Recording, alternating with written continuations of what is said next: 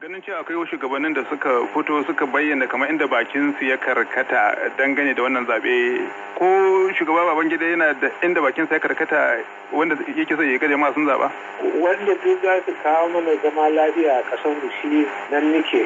Saboda haka kai ba kada wani zaɓi sai zaɓin jama'a. Zaɓin jama'a shine na. A kwanaki an baci kamar kana magana cewa akwai buƙatar jama'a su zaɓi matasa domin a ba su a ga irin rawar da za su taka. To ina jin lokaci ya ina jin akwai matasa da yawa waɗanda suka a zaɓi kamar zuwa gwamnoni haka zuwa sanatoci da mutanen House of Representatives kuma akwai su da dama a State Assembly da sauransu. So in Allah ya yarda daga haka za su fara har su zo su nakalci abu. Wato a takaice dai kana ganin idan takarar shugaban kasa ko da mutum ya haura shekara 70 ba matsala ba ce?